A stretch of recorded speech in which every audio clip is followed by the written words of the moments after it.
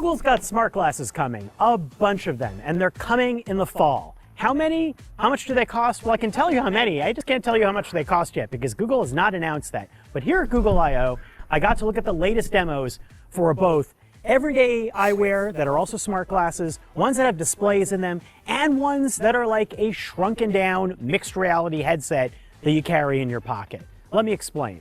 First of all, Warby Parker and General Monster are making Google and Samsung made smart glasses. We knew about this already. What we didn't know is the launch window. It's going to be the fall. And we also still don't know the specific name of the product line. They're called intelligent eyewear. But according to Google and Samsung, they're going to let individual manufacturers come up with the names for what those products are. So stay tuned. It's interesting that there's no specific name like Google Glass, but Android XR is the name for both. What is that on the ridge of the glasses? I don't know what that is. That's weird. Oh, listen, I know we've been doing a lot of financial content and content around news of the world, that sort of thing. But you know my roots. Y'all know me. You've been rocking with me this long. You know I love tech. I love tech. So I'm going to sprinkle it in. I'm going to keep the tech content in here. So Google I/O just happened. Wish I could have gone. And Meta also just had a big update on their glasses. I'll do that in a separate video. But let's go over Google I/O together and let's see what they're talking about, because I don't trust Google. In fact, I was a guy who had Google Stadia, and anybody who's in the gaming space knows what that's about. It doesn't exist anymore.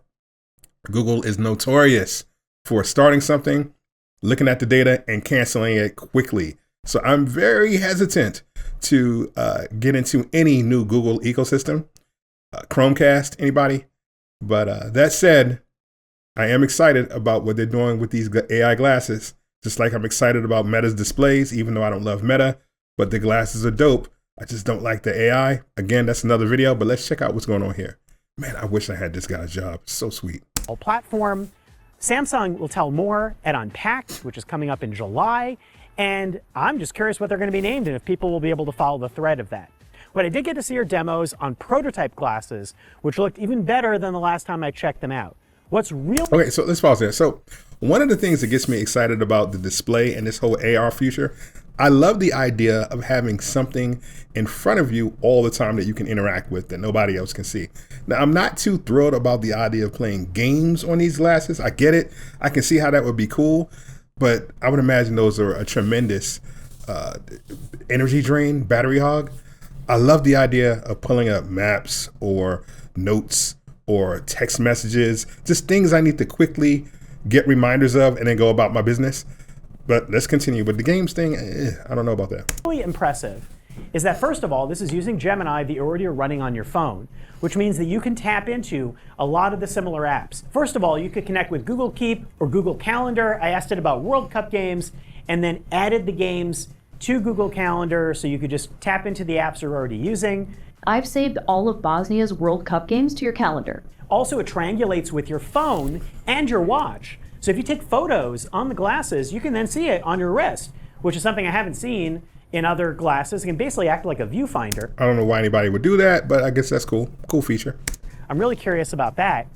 Then they showed me again how you could generate photos using tools like Nano Banana, the latest model.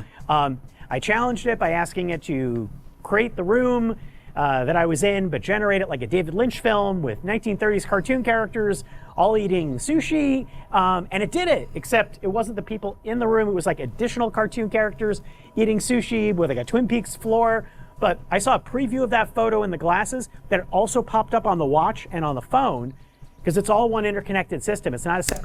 Okay, so again, I'm an Apple guy, so I'm more excited about an interconnected Apple ecosystem. But let's be a Google guy. So I've got a Pixel phone, I've got the Google Watch, whatever that's called, and I've got these Google glasses. I don't understand the person, or I can't imagine that most of the people using these glasses are going to ever use a feature like this, right?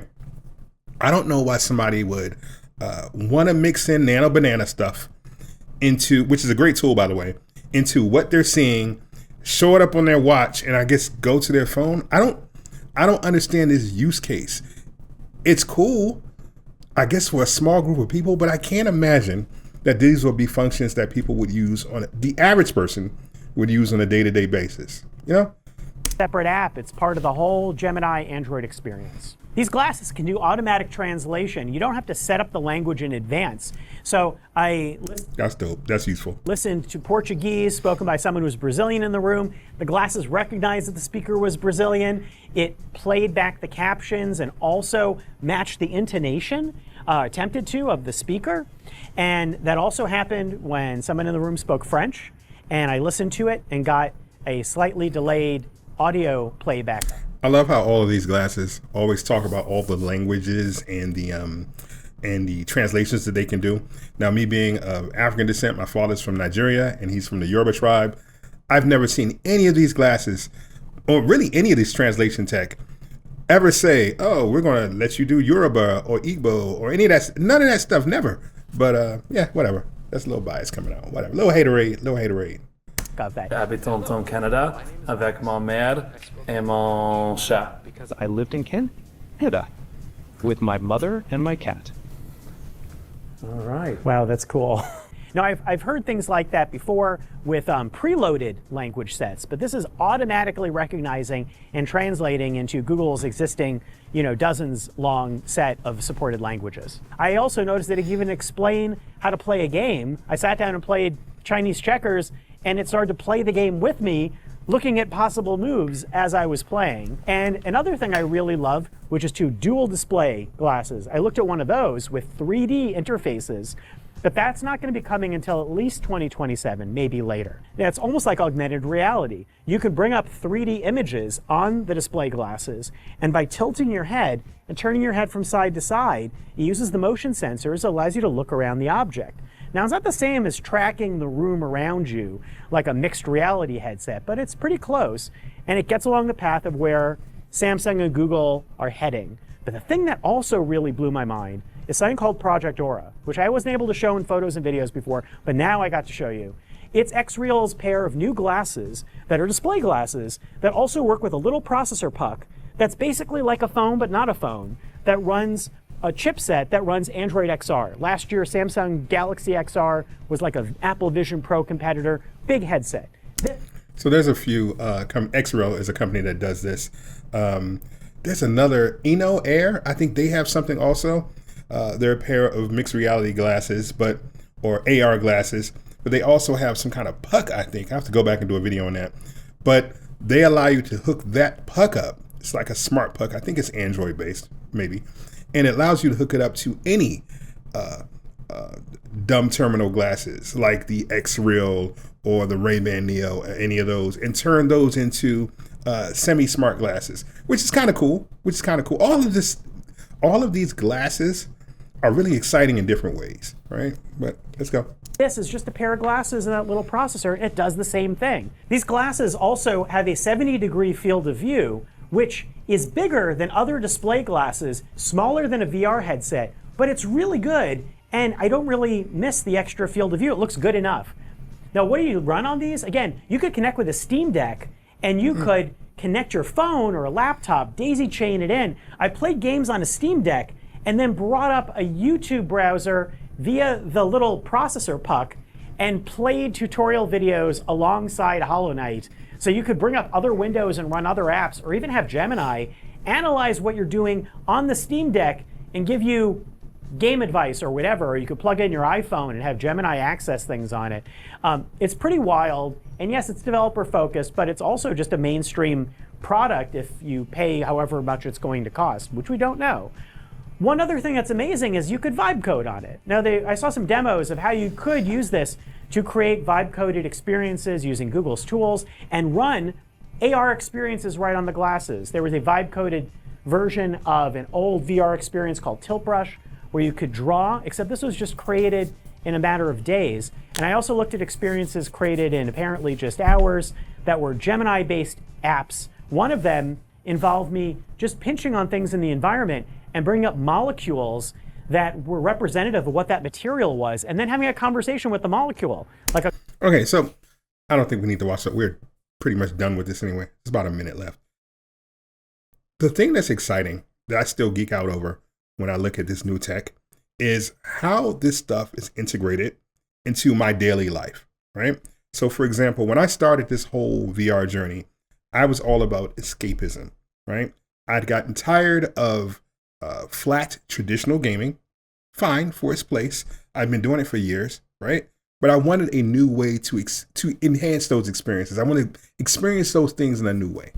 So I started getting into VR, which was transportation based.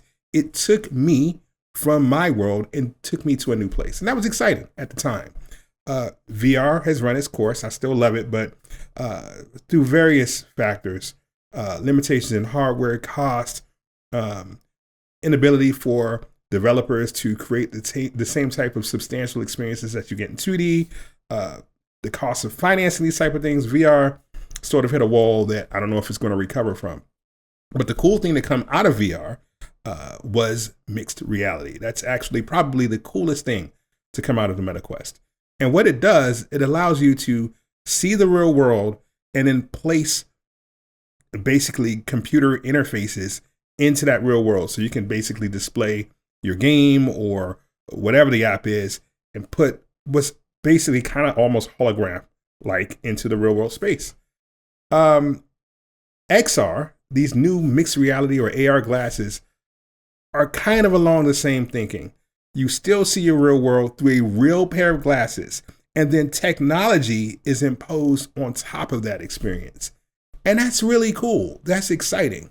So Google has all these features in these upcoming glasses, a lot of features I will probably never use, but I am excited about the idea of integrating Claude and Gemini with glasses in the real world and then interfacing with a tried and true AI system to ask questions and get responses and answers, basically make me super intelligent in real world spaces.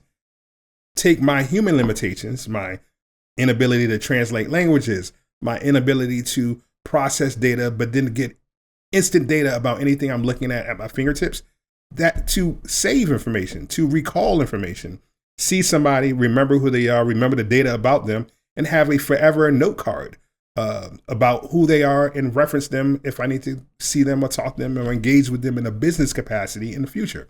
That's exciting. So Google seems to be heading that direction. That was my biggest complaint about the Meta glasses. I really, really hated their AI. I don't like Meta's AI at all. And I'm a ChatGPT person. So I was really hoping that I would find a pair of glasses that fully integrated ChatGPT in a real way. And there are some that have their pros and cons, and I'll talk about them in future videos.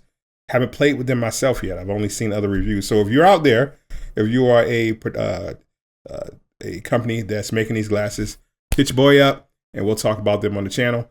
But yeah, my whole thing is I would love to look at tech in the real world way, not on specs, not on just gaming, but how does this enhance the average person's life? How are they useful? I don't know. Let's talk about it.